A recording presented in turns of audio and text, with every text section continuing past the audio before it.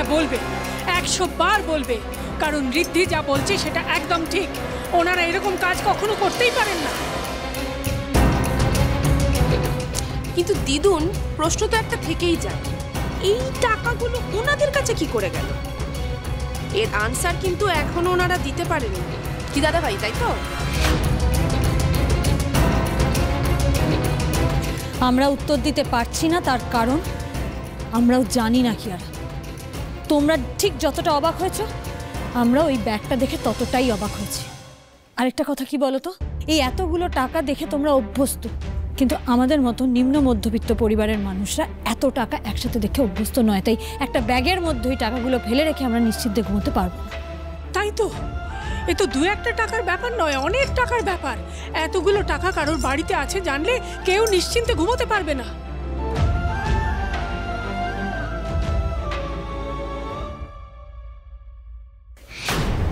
হ্যাঁ রে দা ভাই, পিসে মশাই কিন্তু ঠিক কথাই বলেছে, এই ব্যাগে কয়েক কোটি টাকা তো আছেই। বলুন পিসে মশাই এটা কি বললেন? ওনার সাথে ধাক্কা খেয়ে এই ব্যাগটা যখন তুমি ও বাড়ি থেকে আনছিলে, তখন তুমি এই ব্যাগটা কোথা থেকে পেয়েছো? আপনি আমার বোনকে সন্দেহ করছেন? আমি সন্দেহ করছি না, আমি শুধু সত্যিটার কাছে পৌঁছানোর চেষ্টা করছি। আমরা যদি জানতে পারি যে এই ব্যাগটা কোথা থেকে এক্স্যাক্টলি পাওয়া গেছিল, তাহলে আমরা বুঝতে পারবো এই টাকাটা কার, কোথা থেকে এলো। বলো বনি, তুমি এই ব্যাগটা নিয়ে এসেছো? হ্যাঁ। ব্যাগটা কোথায় ছিল, মানে এক্স্যাক্টলি কোন জায়গায় রাখা ছিল?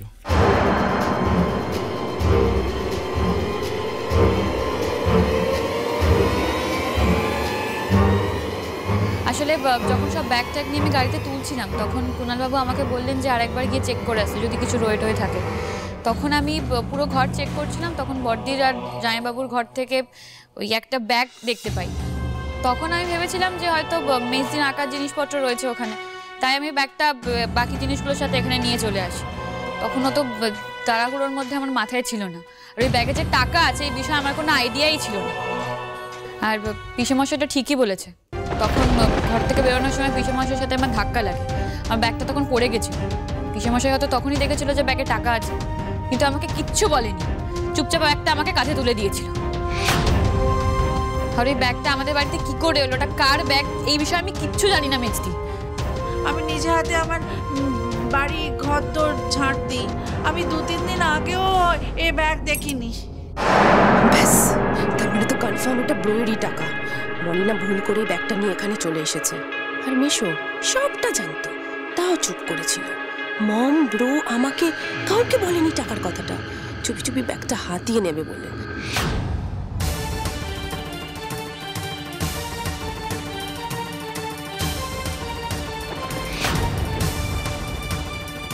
এই তুমি বাপ, আপনারা বললে তো সব কথা মেনে নেওয়া যায় না, তাই না? হ্যাঁ, কোটি কোটি টাকা তোমাদের সঙ্গে রয়েছে, তোমরা কেউ জানো না, টের পাওনি কেউ, তাই না? হ্যাঁ, ব্যাগটা ও বাড়ি থেকে এ বাড়িতে চলে এলো, হ্যাঁ, তোমাদের পাশে বসে ব্যাগ ড্যাব ড্যাব করে তোমাদের দিকে তাকিয়ে রইলো, আর তোমরা কেউ ব্যাগটাকে দেখতেই পেলে না। হ্যাঁ, কত বড় মিথ্যে।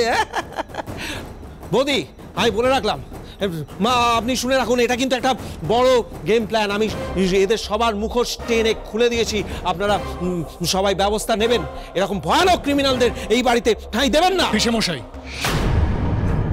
আপনাকে না আমি আজকে মেরেই ফেলবো, খুব বার বেড়ে গেছে না আপনার? তখন থেকে একের পর এক অপমান করেই যাচ্ছেন, থামার আর কোনো নাম নেই। আজকে না আপনাকে বাংলা বাটামে না স্বাদ চাকিয়ে ছাড়বো, তারপর বাবা মাকে নিয়ে এখান থেকে চলে যাব, দরকার নেই আপনাদের দয়ার। আর এত অপমানের পর এখানে তো আর আমরা থাকবোই না। আমি চাইলে আমার বাবা মার জন্য না মাথার উপর একটা ছাদ খুঁজে ফেলতেই পারতাম, কিন্তু আপনার কথায়, এই যে ম্যাডাম আপনি আর দাদুর কথায় আমরা এখানে রয়ে যাই, কিন্তু না, এত অপমান সহ্য করে এখানে আর আমরা কিছুতেই থাকবো না। চলো তোমরা, যা জিনিসপত্র সব গুছিয়ে নাও, আর কাউকে থাকতে হবে না এখানে। হ্যাঁ তাই চল, আমরা নিজেদের ব্যবস্থা করে নিতে পারবো, আর এত অপমান নিতে পারছি না। ব্যাগপত্র গুছিয়ে আনি, তারপর এই প্যাচার পিসেমশাই না একদম ব্যবস্থা করবো আমি। দাঁড়া বনি,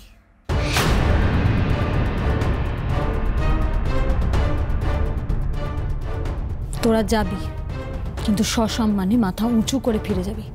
চোর অপবাদ নিয়ে আমার বাবা মা এখান থেকে যাবে না বনি। আসল চোর কে সেটা সামনে না আসা অবধি এখান থেকে কেউ কোথাও যাবে না। হ্যাঁ খড়িমা, আমরা কেউ ওদের এরকম অপবাদ দিচ্ছি না। আমরা জানি ওরা এরকম মানুষ নন। ঠিকই তো। আর প্রসূন, ওনাদের কাছে যদি এই টাকার ব্যাগটা থাকতো তাহলে এই টাকার ব্যাগ নিয়ে ওনারা চতুর্দিকে ঘুরে বেড়াতেন। আর প্রসূন, দয়া করে এই অ্যালিগেশনসগুলো দেবে না। আমি তো ওনাদেরকে আগে থেকেই বলেছিলাম রাহুল আর দ্যুতির ঘরে থাকতে। হ্যাঁ, আর দিদি প্লিজ প্রসূনের কথা কিছু আপনারা মনে করবেন না। ও নিজে খারাপ মানুষ তো, সেই জন্য মনে করে পৃথিবীর শুধু সবাই খারাপ, ঠিক ওর মতো। আমি তো এটা বুঝতে পারছি না, এই টাকাটা ওই বাড়িতে এলো কি করে? আর যে পরিমাণ টাকা রয়েছে সেটা তো দেখে মনে হচ্ছে ওই বাড়ি বিক্রির 6 কোটি টাকাই। এই টাকাটা বাড়ি বিক্রির টাকা কিনা? আর যদি এই টাকাটা বাড়ি বিক্রির টাকাই হয় তাহলে সেটা কি করে আমাদের বাড়িতে গেল, সেখান থেকে এখানে কি করে এলো? এই সবটাই আপনি কাল সকালে জানতে পারবেন ঋদ্ধিমানবাবু। আমাদের বাড়ি নিয়ে যে এই নোংরা খেলাটা খেলেছে, কাল সকালেই সবার সামনে তার মুখোশটা খুলে যাবে। তার মানে আমার সন্দেহই ঠিক ছিল, কিন্তু ও একা নয়। ঋদ্ধিমান বাবুর আলমারি থেকে ওই দলিল চুরি হয়েছে, আর এ বাড়িতেই কেউ আছে যে ওকে আড়াল থেকে সাহায্য করেছে। কিন্তু সেটা কে? এই নিন স্যার, ঝুনঝুনওয়ালা স্যারের জন্য নতুন কাগজ বানিয়ে দিয়েছে আর এক সেট। বাহ, পারফেক্ট হয়েছে। ঋদ্ধিমান সিংহরা এত ভালো সাইন নিজেও করতে পারবে না। ও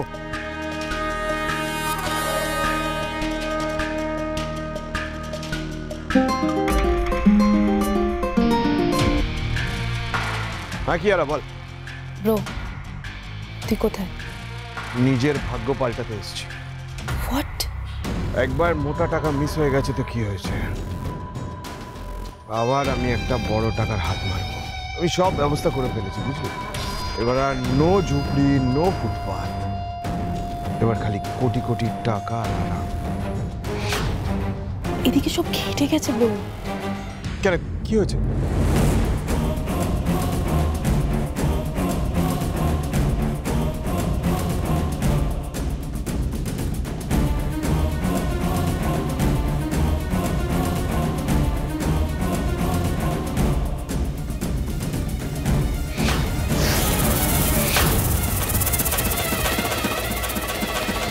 কি? মিশো? Yes bro, yes. এই লোকটা না এত কানিং, মানে পুরো টাকাটা একা গায়েব দেওয়ার তালে ছিল।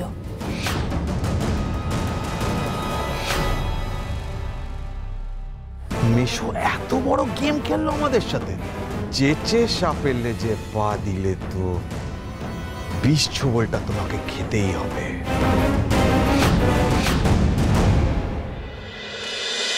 ये रहा আপনার বাঙালির ট্রেডিশনাল মকান, একদম ইউনিক।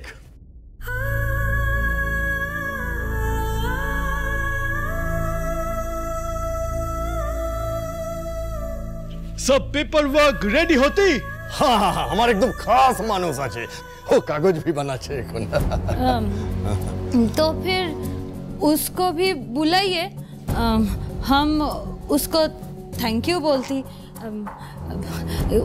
इतना उपकार किया हमारा, हम कागज छिड़े दिलाम, फिर उसने एक दिन में बना दिया, है ना? बिल्कुल बिल्कुल, उसको बुलाओ, हम उनको थैंक यू बोलती। ও ও আসছে, এই চলে এসেছে মনে হয়।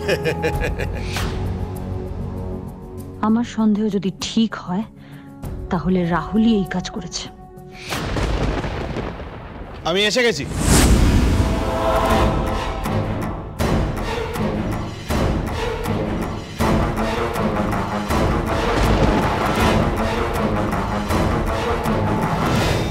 আরে আইয়ে আইয়ে আইয়ে আইয়ে।